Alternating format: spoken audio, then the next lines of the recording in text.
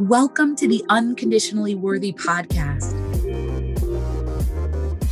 I'm your host, Dr. Adia Gooden, a licensed clinical psychologist who believes deeply that you are worthy unconditionally. Hello, and welcome to another episode of the Unconditionally Worthy Podcast. We are recording this at the middle of February. I'm officially 29 weeks pregnant.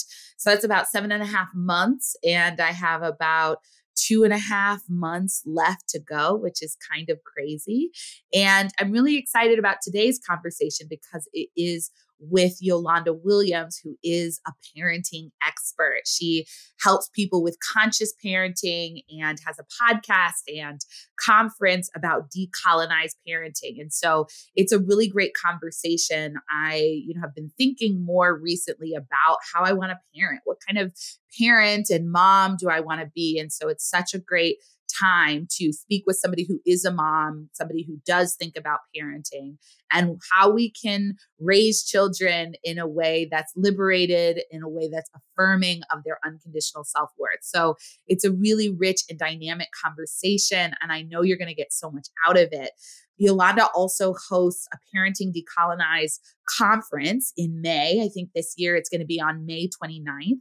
And it's a couple of weeks away, a few weeks away. And I think the early bird discount is in effect now. So if you're liking what you're hearing, definitely check into signing up for that conference. The link will be in the show notes, and you can learn all about it. So tune in to the end of this conversation. As always, let us know what you think by leaving us a rating or review, and share it on Instagram and tag us. Let us know how you're going to engage in the conversation, how you're thinking about parenting yourself or maybe parenting a child. So let's get into the show. I am really excited and grateful to have Yolanda Williams on the podcast today.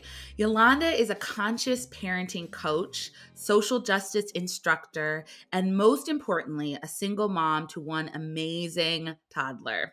Yolanda empowers parents with tools to be more intentional, conscious parents in order to raise the next generation of emotionally liberated free thinkers, and in the process, form deeper, more intentional relationships with their children. Through her podcast, Parenting Decolonized, conferences, webinars, and writings, Yolanda curates critical and candid conversations about race, social justice, and parenting with authenticity, truth, and compassion, and helps people find tangible tools to create personal and collective transformation. So, Yolanda, welcome to the podcast. I'm so excited to have you, and it's also really fun and exciting to be able to have this conversation with you as I prepare to transition into motherhood. So thank you so much for taking the time to be here. Thank you for having me. I really appreciate it. And congratulations. Thank you. Thank you. So I'd love to start our conversation where I start all my conversations with guests on the podcast, which is by asking you to share a bit about your own self-worth journey. So my self-worth journey really started after, in my, I say late 20s, because I was in a very emotionally abusive relationship throughout my early 20s, from 19 to 27. And getting out of that, it made me realize that I had literally no self-worth. I had no confidence in myself. And it took me a while to realize that the root of that was a lot of childhood trauma and not feeling connected, feeling very lonely and in need of affection. And, after that relationship ended, I sought out therapy and started breaking down my story. And I just was like, you got to work on yourself. This is not okay. Because I kept finding myself in relationships with emotionally unavailable men and attracting friends to my life that weren't very good friends to me. So I was like, the common denominator here, girl. So, just doing that work to start to realize hey, you're inherently worthy. You have to earn this worth. there's not anyone that can just give it to you. Like you already have that. So through things like journaling on and off, I own like 10,000 journals that got like one page written in them. And through, actually forming really connected relationships from Facebook, I've been able to find friends and people who resonate with that same sort of story. And we've helped each other through really hard times. And then also at becoming a mom. Once I became a mom, I realized like I have a choice. Like that, I have to make sure that I'm constantly working on my self-worth journey and making sure that I help her realize that she's inherently worthy. Yeah, I love that you shared that. And I really appreciate the part about recognizing the pattern in your relationships and identifying that there's maybe something about how you saw yourself that was contributing to you being in these relationships. And I think it's such a fine balance, because what is not helpful is for people to go into, oh, I'm awful and therefore I deserve this abuse, or that's why I have this in my life, but is to sort of strike the balance between, I don't deserve this abuse. I don't, you know what I mean? Like, I don't deserve to be treated that way. And let me explore what's happening within me that I continue to attract or be attracted to people who are treating me in this way. And how do I shift that so that I can then create relationships that feel healthy and nourishing and do treat me the way that I deserve to be treated, and as though I am unconditionally worthy, inherently worthy, as you're saying. Yeah, definitely. I think a big part of it was I had no idea how to communicate with people about my needs and about my displeasure, about like any of that. I had no foundation for advocating for myself. I didn't know how. And so I internalized literally everything that happened, and I made it about myself. And I did that as a child. And I, saw how unhappy my mother was and how she was struggling with some things. As a kid, like kids do, I made it about me, and there was no one to tell me otherwise. So growing, as I grew up and starting to get into these adult relationships, whenever something was going wrong, I figured it must be something that I'm doing. And when you're in an abusive relationship where there's this like dominating person that's pretty much every day telling you in some form or fashion that you're not worthy, and then they punish you for speaking out, you learn very quickly that your voice does not matter. So for years, that was 27 years of just feeling like I didn't matter. My voice wasn't important. My needs weren't important. And I didn't know how to communicate anything to anybody. So it wasn't until I started actually advocating for myself, really, when I started to say to friends or to men, like, man, I don't like that. Or, okay, I'm not going to talk to you then. Or, someone was supposed to do something for me and it didn't work. Instead of me trying to make it better for them, make them feel better about how they treated me, I was just like, how about you don't come over? And the more I practiced that, the more my self-worth like really started to like blossom. And now you can't tell me nothing, sis. Like, I'm like, if you don't like me, then don't talk to me. Go ahead and free yourself. Okay. I love it. Well, and as you're sharing these things, it makes me just think about actually the amount of courage that it takes to start using your voice and advocating for yourself when you have a history of experiencing trauma and experiencing abuse, because the risk is big. It's so big. Right? And the internal part of ourselves, I think it's often the little one in us, is like, don't do that, don't do that, do that. It's right? scary. Like, we can't do that. They're so scared. And so the courage that it takes to say, it's okay. I'm going to say what I need. I'm going to ask for what I want. And it's these little moments. And I think people often overlook that it's sort of in those small moments of asking for what you need, or setting a boundary, or saying that's not going to work for me, that's where the shift happens. It doesn't have to be a big monumental, you just told them off and you just, that could happen, but it doesn't have to be in those moments. It can be in the, okay, first I'm even in tune now with that doesn't work for me. I'm not gliding over it, glossing over. I'm in tune with that. And then next, I'm having the courage to take a deep breath and say what I need, or ask for something, or say that's not working. And that takes so much courage. And I love that you're saying that process really reaffirmed your worthiness, right? Because it's like you're standing up for yourself, which is reminding you, I am worthy of standing up for. And then you can feel really proud of yourself for standing up for yourself. And it's just this reinforcing process. You know, what I had to learn was when it came to boundaries that it was about me and not them. And I had to be okay with hearing the thing that I didn't want to hear. Like, that was the scary part, the reaction. And I remember with my daughter's father, when we first started dating, and I was like, I called him because he would frequently say to me, I'll call you back. And I would wait for him to call me back, and he wouldn't. And that was a trigger for me because I was used to men doing that to me. And I was like, I have to let him know that he can't keep doing this to me. So I took a deep breath, and I was just like, listen, I have to talk to you about this.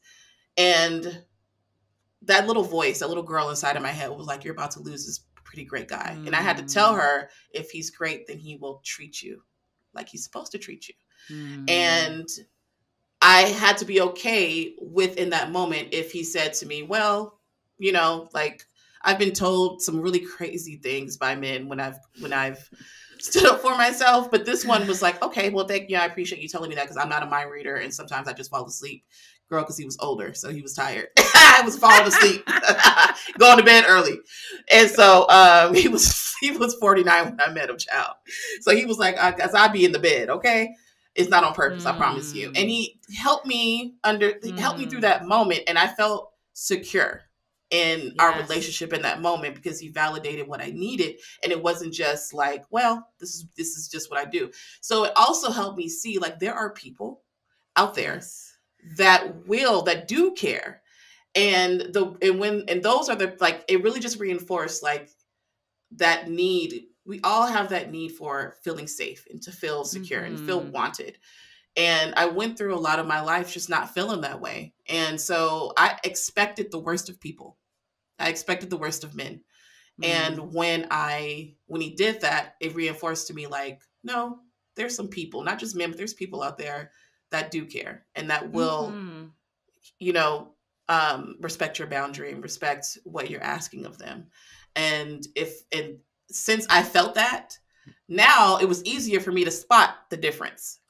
You know what I'm saying? Because now I can be like, when someone else doesn't do that, I'm just like, well, I know people can do it, you just don't want to. So again, go ahead and free yourself, or let me free you, because ain't nobody got time for this no more. Right. And there's sort of two things that happen. One is you had the courage to talk to him. So you gave him the opportunity to do something different than people had done in the past. Because sometimes when we foreclose when we shut it down, nobody's going to listen. They're not going to say. Then we just start not answering the phone.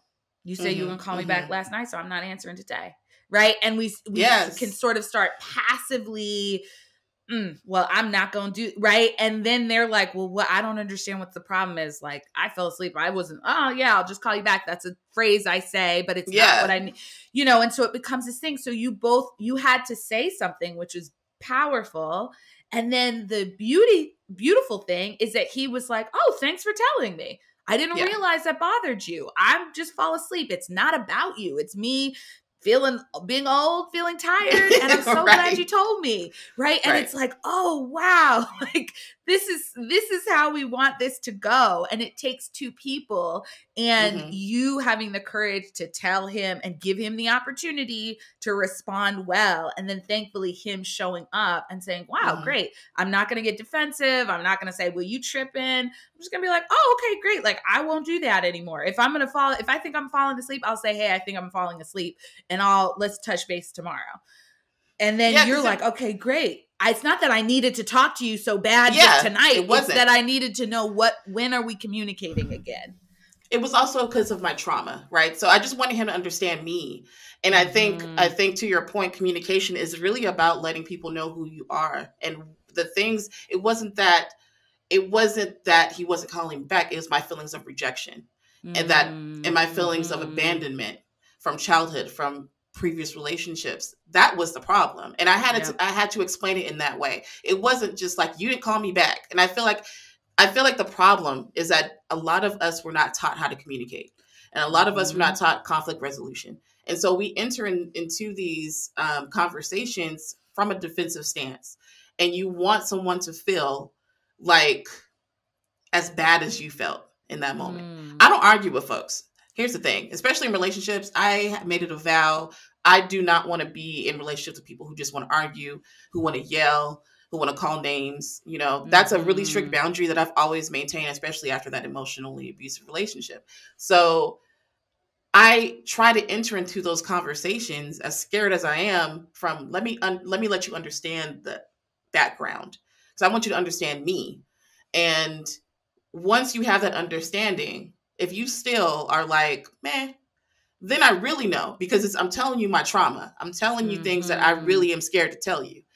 And again, me being able to do that was such a big deal for my self-worth, because just acknowledging my own pain and allowing myself to give voice to it and say that it matters, and how people treat me matters. And I understand that this might be a harder relationship for you because of my trauma, but if you can't handle it, go ahead and free yourself. Because I matter. And my trauma is not going to disappear just because you are a good person. Right. And it makes me also think about how when we're grounded in our self-worth, it's so much easier to do that, because part of, I think, what contributes to the conflict, some of it is, we don't have good models of communication. We're not taught how to communicate. But also when our self-worth feels at stake, when it feels like you not calling me back is a sign that I'm not worthy, that I'm not good enough, that you don't love me, right? When it's very personal and it's big, it's not just, oh, I'm annoyed and I wanted to talk to you, but it's about me, about who I am, about how you see me, then I'm more likely to go in guns blazing, right? Because I'm hurt and I'm scared and I'm feeling like I need you to assure me that I'm worthy as a human, not just tell me why you didn't call me back, right? And that's what it is. Oh, Lord, Chad, it's got the shivers. That's exactly what it is. It wasn't about the call. It's about the feeling of unworthiness that I still had. And I just needed someone to be like, no, I get it. And you're worthy of me calling you back if that's what you need. Yeah. And so when we're sort of in the practice of affirming our self-worth and on that road and have at least a little bit of like, okay, I know that I deserve to be treated well, right? I may feel scared to ask for it. It's so much easier to engage in a conversation that's constructive and more likely to get us to what we need and want in the relationship versus feeling triggered, feeling just, like I feel unworthy. And so I'm going to come at you. Usually we're going to come at the person in a way that is least likely to get the affirmation that we need, because we're on edge, we're stressed, you know what I mean? All of this is taking over. And so that makes it then even harder for us to get that affirmation that we're really longing for. And I think, this is what I try to tell parents. Like your parenting is sort of like a training ground, a way for we're modeling and we're teaching at the same time. So if you think that your child is not watching how you communicate in relationships, you are delusional. I'm sorry. Like, they're watching. And if you want to say, hey, don't go to school and talk this way to teachers, or don't go to school and talk this way to other kids, but you can't seem to find that same, energy for your partner or for your coworkers, they're watching the inconsistencies. And so we have to model for them conflict resolution. We have to model for them boundary setting. And part of boundary setting is communicating when a boundary is crossed, or that you have this boundary to begin with. Because a lot of people don't even know about your boundaries. So you just be like, they crossed this boundary. What boundary? You ain't said nothing. People don't read mine. And I feel like, rom-coms got people messed up in the head, because we are not communicating properly as adults. A lot of us have not been taught how to do that. So if you are an adult trying to figure out like, okay, I grew up in a household, I'm loud just by nature, but my mother yelled a lot. And so when you grow up in a household like that, you are loud like me, or sometimes you're really, really quiet because it's scary for you. And so you got to figure out like, how am I going to move now as an adult? Because I wasn't shown how to be a conscious communicator, and I don't know how to get my needs met. How do I do this? You may need to seek therapy to help you through that. And you may just need to figure out like, the first thing you can do is just pause before you even say anything. Just be like, I'm feeling myself not knowing how to engage right now. So let me just take a step back. We're not taught that either. So a lot of the basis of what I do with parents is just like, we have a lot of unlearning to do. And we have to do that unlearning as we're parenting. And we have to model as we unlearn. And the shit is hard. The stuff is hard. Yeah. I mean, you're making me think about like what we can sometimes witness with parents, which is frustration with their toddler crossing a boundary that isn't, the child's a toddler, right? Like the child doesn't just automatically know the rules, come out the womb, what's like right, what's appropriate, what's inappropriate, when to, you know what I mean? And then you can see sometimes parents reacting and how could you do that? Why would you do, like that sort of harshness. And it's like, well, toddlers are in a phase where they're testing boundaries. Like that's what they're doing. They're testing limits, they're testing boundaries, but it's not intended to be disrespectful. It's not intended to, be rude, but because we have trouble sort of understanding development and because we have trouble communicating boundaries to other people in healthy ways, then that could translate to a child then being responded to as though you're bad or how could you possibly, and it's like, well, this is what toddlers do. Like they're exploring the world, they're testing the limits, all of those things. And so I wonder how you think about that as you parent, as you coach other parents around sort of navigating behavior in a way that's not within the frame of punishment, of good, bad, right, wrong. I always tell parents, that's why I call what I do conscious parenting. I really don't call what I do gentle or positive parenting. And that's just because I want the emphasis to be on me. I want the emphasis to be on me being conscious of how I'm showing up in that day.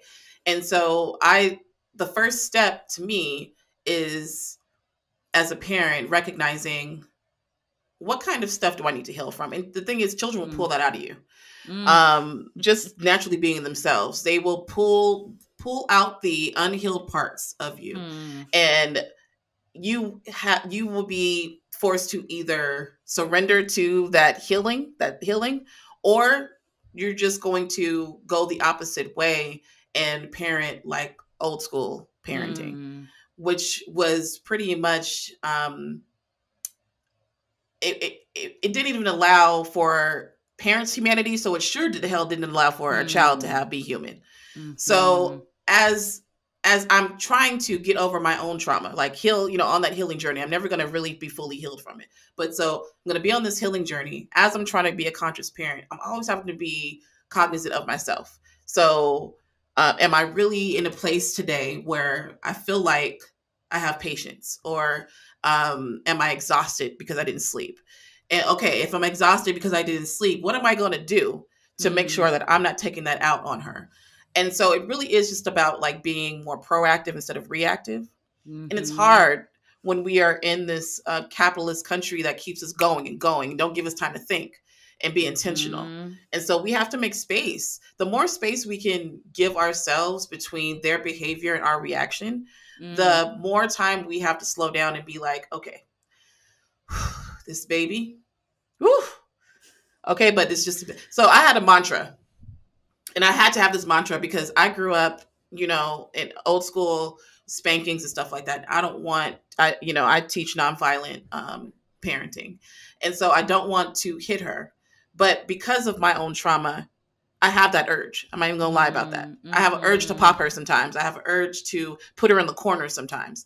But I have to fight against all that programming. So what I do to fight against that is I pause, I take a deep breath, and I say something. I used to say something like, she's just a baby. She doesn't know what she's doing. She's just a baby. She doesn't know what she's doing. And I had to say that over and over until my brain recognized that I was safe. Because you got to think about, and you know this as a therapist, like, it's all about what's happening in the brain in that moment. When we are in survival mode brain, our brains think our toddler is a threat to us. You not see them babies as a baby in that moment. Our brain is seeing a threat that you need to protect yourself from. And that's where that harsh discipline comes from. And so in that moment, I have to keep saying what I need to say and breathing in order to bring my brain into a state of, the prefrontal cortex, where it's saying, no, that's a baby. All right. She doesn't know what she's doing. She's only 2. Show her what to do, or control the environment. One of my biggest triggers was Gia would get a plate full of food and just throw it on the ground and throw it on the ground and throw it on the ground. And I didn't know about learning schemas for a really long time. Somebody in my parenting group was like, oh, you need to look up learning schemas. That's why she's doing that. And it really is just like a bunch of stuff that babies do to learn. It's for brain development. They're not doing it because she's like, clean my food up, girl. Right. Like, that's not what she's doing. She's not even doing it because she don't like the food. She loved the spaghetti. She's doing it because she sees something. She tested it out. She's looking at how far it goes down. If it makes a sound. And sometimes our reactions, they're like little scientists. But my brain, I'm a single mother. I'm tired. I've worked. I'm working 2 jobs, my own business and this other business. I'm constantly cleaning. Like, I don't want to clean this shit up every day. I'm tired. So I had to stop because I used to get so angry. In that anger, I would be fussing sometimes. And I had to realize, like, she's not doing this on purpose. She's doing this because she's trying to figure out what the hell's happening with the spaghetti. And she's excited to see what's going to happen. So just that mantra, giving myself space to bring my brain from survival to the front of the brain, because survival mode is in the back. That's the lizard brain is what they call it. And that is all about just like response, reactivity. There's no space for gentle consciousness in that moment. So you have to you have to breathe into literally a different mindset, a different space in your brain. Yeah. I love that you're sort of connecting it to neurobiology, because I like talking about that as well too, right? It's like, right, when your amygdala takes over, your prefrontal cortex shuts down, fight, flight, freeze, right? And then you're going to react. And, it makes sense that that's the space you'd be in if you're deprived of sleep, if you're feeling exhausted, if you're feeling like, I don't know what to do. I don't know how to do this well. If you're not receiving the support you need, right? All of those things create a survival mode, right? And then this toddler's doing something and it feels like a threat. I really appreciate you explaining it that way. And I love the sort of mantra that you're talking about using. And it also makes me think of the power of self-compassion practices, which I think go a long way to soothe us. Right. Which is to acknowledge, okay, what do I feel in my body? Right. Like, what is coming up for me? I'm feeling angry. My jaw's tight. I'm feeling under threat. I'm feeling disrespect. Can I breathe? Can I say, okay, this is a normal parent thing. This isn't me being a bad parent. This isn't because my child is bad. This isn't any of those things. This is a normal human dynamic human struggle, and let me just be kind and not judge myself or judge my child because this is happening. And then can I just be kind and say, you know what, it's okay, right? She's a baby. She doesn't know any better. She's just a baby, and you're doing your best. You're doing your best, and she's just a baby, and it's gonna like something, and that soothes you so that you can then think, okay, how do I want to respond? Not react, but respond in this situation in a way that hopefully is helpful. Yeah. So I had to think of solutions. Like, you have to be solution minded when it comes to these children, y'all. And I realized, like, A, I could always be pissed off, or B, I can give her less food on her plate. So I gave her less food on her tray, on her high chair. So that helped. I also just started putting like a little thing underneath. So when she spilled it, it wasn't going directly onto the floor. It was going onto this like little plastic thing. So there's always a solution. And we just have to be in the mindset to be able to even see it. Right. And you have to have your prefrontal cortex, the front of your brain, engaged to be able to come up with those solutions, right? You have to be soothed and calmer to be like, all right, well, I'm not going to give her this full plate of food. And like, okay, what would help me make sure that I don't have to clean up this mess on this floor? And and then you problem solve. Because then again, it's not about, am I a bad parent? Is my child a bad child? It's, okay, this is the developmental stage that we're in. How do we accommodate that and work through it and work around it? And tying it back into self-worth, if we really think about the implications of popping a child for doing normal things, for things that their brain is telling them to do, right? Things that they can't control. We're talking about toddlers. Their brain cannot control an impulse in that moment. Their brain says, throw that spaghetti. She throwing that spaghetti.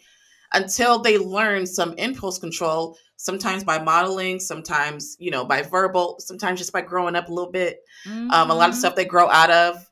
So you're not going to have a 12-year-old throwing food out the wall. That's just not what, So, excuse me. So it's just like, think about the implications of popping a child, of calling a child bad for them doing what their brain is telling them to do, because the brain needs them to do it to understand the world around them, and how that has affected so many of us in our self-worth from when we were babies. Yeah.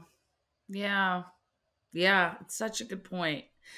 I'm hoping you can talk a little bit more about sort of decolonized parenting and how you conceptualize that, and also the link to how you think it supports raising children who believe that they are unconditionally worthy.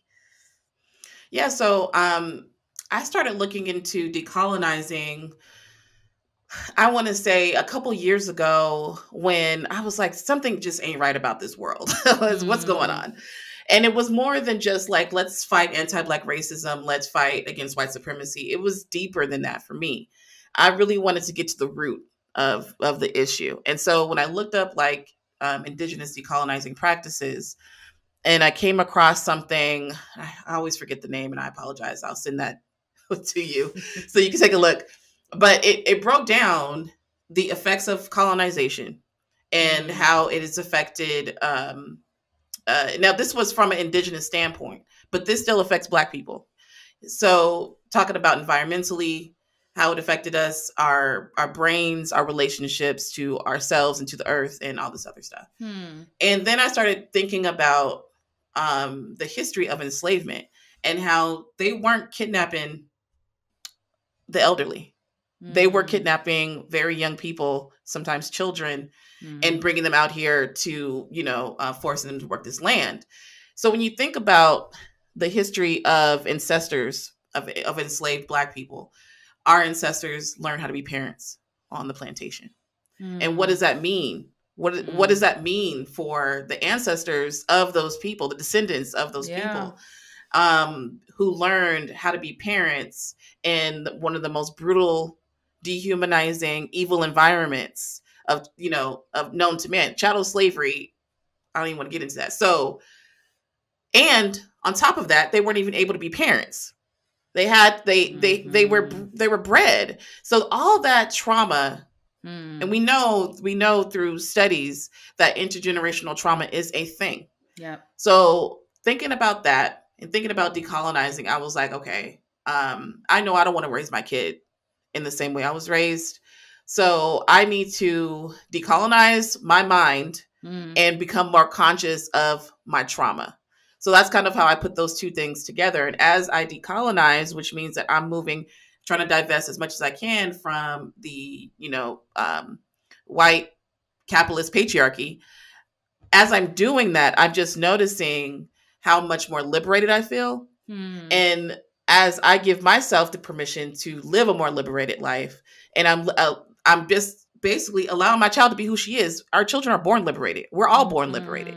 And it's not until someone tells us that we're not and gives us all these narrow boxes we got to fit ourselves into, that all of that starts to go away in us. And, my daughter is autistic. She is a quirky little weirdo. I love her. She just does stuff. And I'm just like, child, what are you seeing? She has like, she sees the world in such a beautiful way. And one of the things that I pray every day is that I don't take that away from her in any form or fashion. Because ultimately what I want for her is to know who she is at the core, to feel her self-worth is inherent. Ain't nobody can take it from her. Her respect is something that does not have to be earned. She is inherently worthy of respect, that she loves herself from the core, and it projects outside to the world, because this is not just about us raising these liberated kids. This is about how they're going to walk in this world. I mean, if we look at the condition of this country, can you really say that traditional parenting has helped this country become a better place? Like all these folks who are just like, oh, these new age parents, we gonna have school shooters. We gonna have this, that. We already got it. We already have all of that. We already have a lot of violence. It hasn't worked, folks.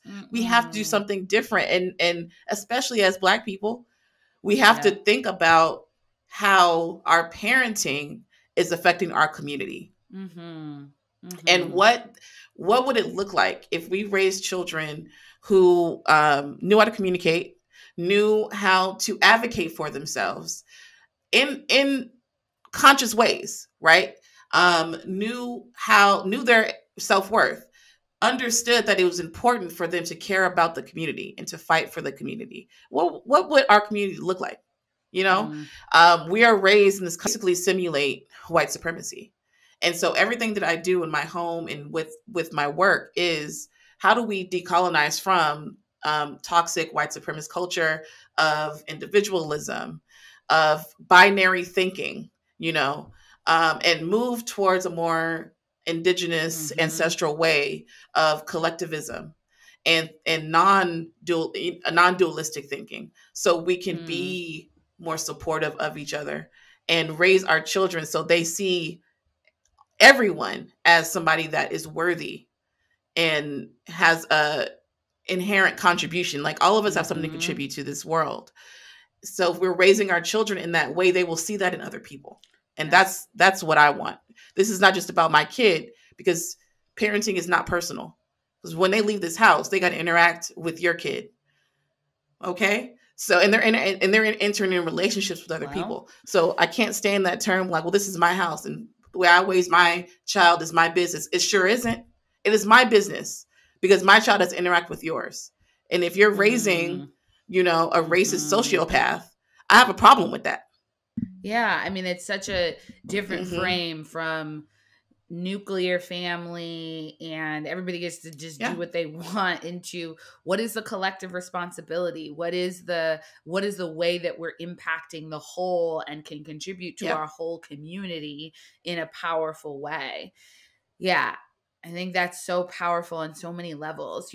One of the things that I talk with clients about is reparenting themselves, right? So often when people experience childhood trauma or had a parent or caregivers who weren't able to provide the love and the care that they needed, as adults, they can learn to sort of reparent themselves, offer themselves the love, the comfort, the care that they so needed but didn't get as a child. And I wonder if sort of both thinking about that framework of like what people can do for themselves, maybe if they don't have children, or even if they do, that will support them. And as people who are listening, who are parents or caregivers, thinking about, oh, wow, this sounds really compelling. Are there particular practices that you offer or suggest for people when they're either thinking about parenting themselves or parenting a child that would help people move into this more decolonized framework of parenting? Yeah, definitely. So the first thing that I had to do was recognize where I'm at, where my trauma is, where I need to heal from, and really be honest about that. I think a lot of people resist that because then they have to reconcile the fact that their parents weren't what they actually needed from them.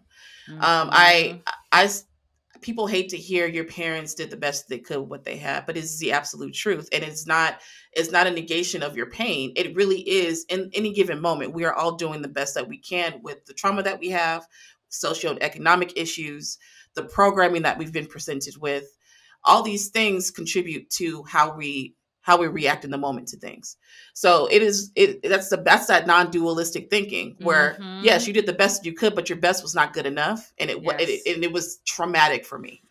So I coming to that conclusion, I think, or the conclusion that I did have a great childhood, but I still have this trauma. Just basically recognizing where you are specifically. And then from there, seeking out community, because a lot of us never have models for this type of parenting, or never have models for what it looks like to decolonize your mindset or be a more conscious person. And so seeking out people like you, like some of the other podcasts that I listen to, and trying to figure out like, what tools do I need to learn? I'm a strong proponent of therapy, but also know that a lot of people cannot afford therapy in this country. So there are free things like listening to podcasts, like reading certain blogs, or even TikTok at this point is a lot of people's therapists. Going on there and making sure that the folks that you're listening to are not just spewing off some rando stuff, that they are reputable people that could help you figure out like where to even get started through this healing process. And then from there, I've read a lot of, to the point of community, I joined a lot of Facebook groups and I found community there. So I was able to ask a lot of questions that I didn't understand. And I was able to get some really great answers to those questions in those communities. And then from there, really figuring out, what do I need to do? Like, what are my triggers? Because parent or not, you're going to have something's going to trigger you, especially if you're a parent, though. Like I said, our kids are really good at pulling out the parts of us that need to be healed. And we thought we put a Band-Aid over that wound, but then our child came over and was just like, give me that Band-Aid, snatched that snitch right off, and was just like, you need to heal. Let the air hit it. Okay. And so we need to figure out our triggers, because once you know, like, this triggers me and here's why it triggers me, you're then able to be more proactive in the moment. And I always tell people, like, it's just the knowing. And sometimes that knowing is painful. Like, noise is a trigger for me. Well, why is noise a trigger for you? Well, because when, I was young, my household was full of violence. It was loud violence. And so now when I hear it, I associate noise with violence. And that's why I can't stand when my children are screaming. To know that may be a painful thing to look at, but to know it helps you see your children as children and not as that thing from the past that you feel unsafe from, So it's really just about knowing yourself better, writing that down, keeping track of how often you're triggered by that thing, so you can start trying to figure out a solution around it. Our kids are here to be kids. They are loud sometimes. They get into things sometimes. There's a why behind everything that they're doing. And it's really up to us to make sure that we are uncoupling the trauma from our parenting and figuring out how, as we heal, how we're not projecting our stuff onto them, because they should not be the vessels of our trauma. And I feel like for a lot of people who walk around this world feeling powerless, they gain power in their parenting, and they don't see their children as children. They see them as something to be conquered to get their power back. So ask yourself, where do I give away my power every single day? How am I giving that away to somebody else? Because you're not giving it away to your children. That's that power dynamic, does it? You're giving it away to other people. And then you're coming home and you're taking it out on your children. So how are you giving your power away throughout the day? And how can you reclaim that power? So when you walk into your door, you're not trying to get it from people who generally are powerless. Yeah. Yeah. I mean, I think that image of sort of parenting as power and control, as sort of like, I got to fit you in. I got to make you fit into my world in a way that makes me feel safe and comfortable. Right. Which is, it's like you can feel the threads of colonization in there, right? I'm controlling you. Exactly. I'm taking away your power. I'm labeling you, all of these things. And, I think there's a lot of power in understanding what are your triggers? Why are they your triggers? Because then you get to respond to them, right? And, if you don't understand, okay, this is why I'm triggered by loud noises. It's kids are just bad and they're loud and my house is silent, right? And that just becomes this mandate, right? Instead of, okay, I need to figure out ways to soothe myself when it gets loud because that is triggering for me. And also we could have a conversation with the kids about how boundaries. Do you keep it down and when is it okay to be loud and when is it not okay to be loud and things like that. But it takes it out of that binary, as you're saying, out of that sort of good, bad, I need to control you, you need to, you know what I mean? I need to limit you, which is really hard for kids, right? Especially if they're being their loud, big, bold kid self, and then you respond or somebody responds and says, that means you're bad.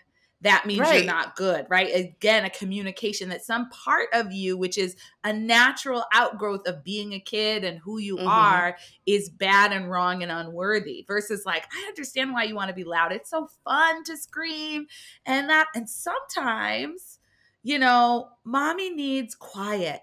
So this is going to be a quiet time. Can we be quiet? Be a quiet time. But let's go out and scream later. Like my friend does that. She will be like, it sounds like you need to go outside and scream. Let's go out and scream. And they scream in their backyard. You know, like finding creative solutions. Our children deserve them. Yes. They deserve to be kids. Black children are robbed of childhood in the streets, at school. Home should be the place where they're able to be completely and 100% themselves. They should be able to display their emotions. They should be able to be children. Yes. Not saying let them do whatever hell they want. Of course, if you need some quiet, put that boundary up. But it shouldn't. It's unnatural for us. For some of the things that we expect from children are completely unnatural. And we are wondering why in school they're struggling to sit still because they're not supposed to sit still. Right. Their bodies are supposed to move. Whoever thought putting a lot of 5-year-olds in a line perfectly straight and we're not going to move till you stop. You know who? I mean, I'm like. You know who? The carceral state. Prison. It's crazy. Look at you look at the parallels between school and the carceral state. It's a training ground. So, and that's the part of decolonizing too, just looking at how all of these systems interact with each other. Right. A lot of homes are training their kids to be compliant robots. And then they go to school and something happens. It's like, why do you speak up for yourself? They don't know how. Yeah. You don't allow it. You don't allow them to advocate at home. Don't talk back to me, right? Right. You don't allow it. They don't know. And it's scary for them now. You've made it scary for them. So again, to my point in the very beginning, I did not know how to talk back, how to advocate for myself. So I was never allowed to. So, and I was told that when I did, I was punished for it. Right. So I say, this happened to me and it made me feel this way. Then you tell me I deserved it. And I'm doing this because you love me. Right. As abusive, that was priming me for my abusive relationship. And we don't see it that way because in the moment, as a parent, you're just triggered and you're trying to figure out how to get your need met, which is quiet, which is control, which is power. But really your need is you need to be healing. That's the need and not project out. Yes, and not project it. Right. Yeah. Right. And I think sometimes the trigger can even be, I'm terrified that if you quote unquote act out in school, you're going to be punished. You're going to be tracked. Yeah, you're of course. Be, right. If you do that's it with absolutely the police, valid. Right? So for fear. Black people, there's also the managing of that, right? The managing of how do I prepare my Black child to navigate this world and stay safe without it being that I'm becoming the training ground for you're now the oppressor. Listening to the police or listening to your teacher, that there can be conversations, there can be, there's a way to do it with a nuanced approach that doesn't involve me then just modeling what you may experience out in the world. It is completely valid for us to be afraid for our children. We see the results. We see what could happen to these babies. Tamir Rice is once I saw that, I stopped watching any videos. And that's when I was really like, I became really angry after Tamir Rice.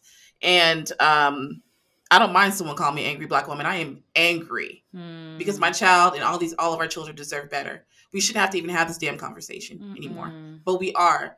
And so it is completely valid for Black parents to want to keep our children close and to want to regulate everything they do, because it is terrifying. But I can't be the oppressor. I can't become the oppressor because I'm afraid of my child being oppressed. That does not make any sense. It does not teach them anything, but that their inherent state of being is an oppressed person. Absolutely not. So it is scary. And I was on another podcast and she was telling me about how her son spoke up for himself in school and how he got punished for it. And I was like, and that's a conversation you need to have, especially with your older kids. Like, you advocating for yourself may make you a target. It may make you, even in Black people's eyes, like it may make you someone that is, that has a smart mouth, doesn't follow directions. You get labeled, but you know who you are. I know who you are. And we're not going to allow that to be a label on your life. So, and that's where we as parents come in to advocate for them. But how can we advocate for them to say, like, oh, you're labeling them when we're labeling them? You're labeling them when you treat them that way. You're saying you're inherently bad. When parents say stuff like, I need to hit you to make you into a good person or to make you a good citizen, you're saying that their inherent state of being is a bad person. And and that you have to make them through force and through violence a good person. That sounds like some slave residue, some slavery residue. And ain't nobody got time for that. No. What we're going to do is control the environment. If your child is in a school that is consistently making them, like labeling them as some sort of like bad person, you may need to figure out how to get to another school. Like we have more power than we think, and it feels like we don't, right? But we do. And at the core of it, I'm always just advocate for my kid.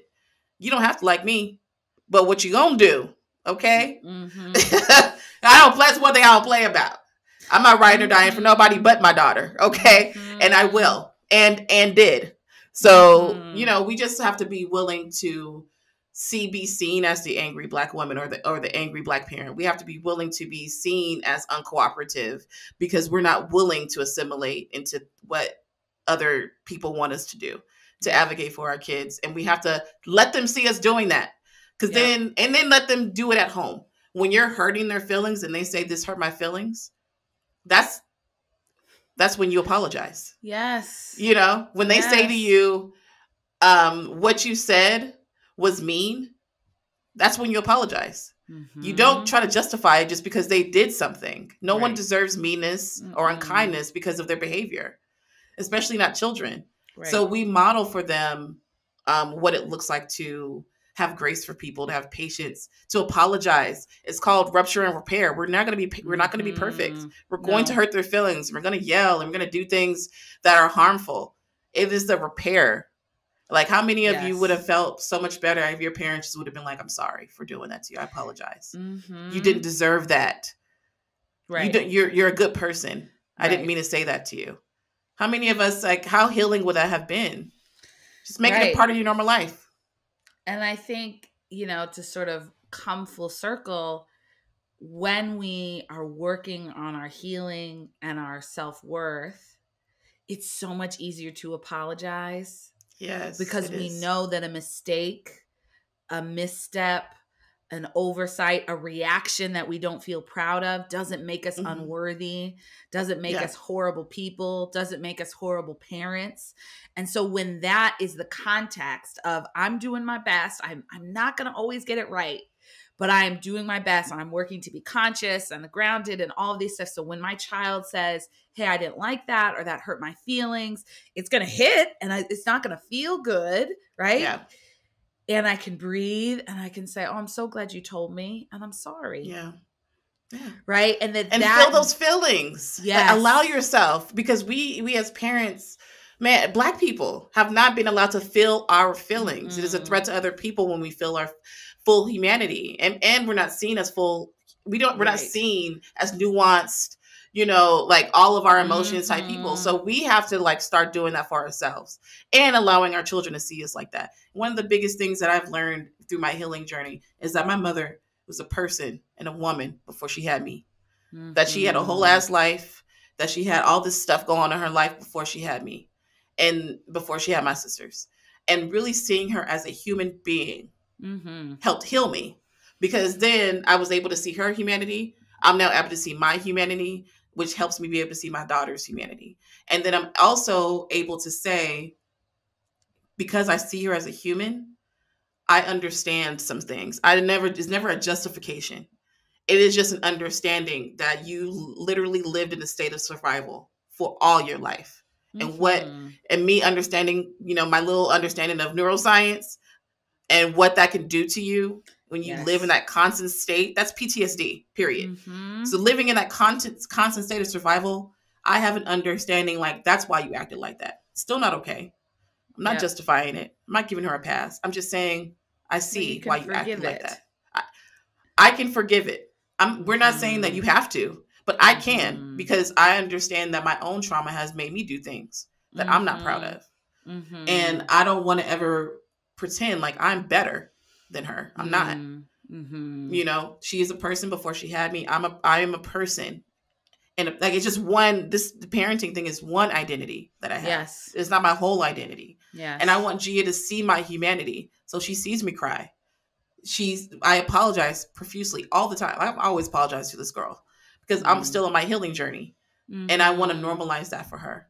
And I don't want her to think ever that I am some all powerful God, because that's how that's how a lot of people see their parents. I want her to see that I'm a human and that I'm going to make mistakes. And I want to help her learn how to have grace for people, not to allow stuff to happen to her, but just to be like, you're human. Go ahead and apologize though. Like, like have that understanding, because I didn't really understand that until I was like in my like early 30s. Yeah. Yeah.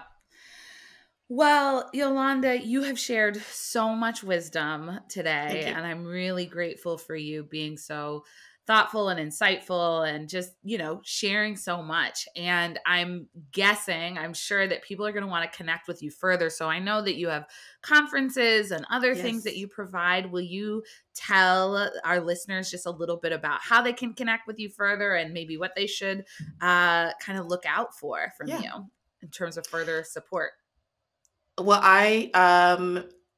my website is called parentingdecolonized.com, and you can find me on Facebook under Parenting Decolonized. I'm also on Instagram and Twitter. Lord, I shouldn't have spelled it this way, but it is PRNTG, letter D, and then colonized, because I didn't have enough credits. You know what I mean? And I have a conference coming up called Rona, Racism, and Radical Parenting, the Remix. It's my third annual conference, and we're going to be discussing the impact of racialized trauma and of coronavirus on parents and on children. This conference is generally usually I have about like 80% Black professionals, because I really want us to be really be able to see ourselves in this content. So that's coming up May 20th through 22nd. And that's where you can find me. I always have workshops and other things that I'm doing. So just check me out on my website. Awesome. Thank you so much. I appreciate all the wisdom that you shared. It's been a joy to have this really rich conversation with you. Yes. Thank you so much for having me. I really appreciate you.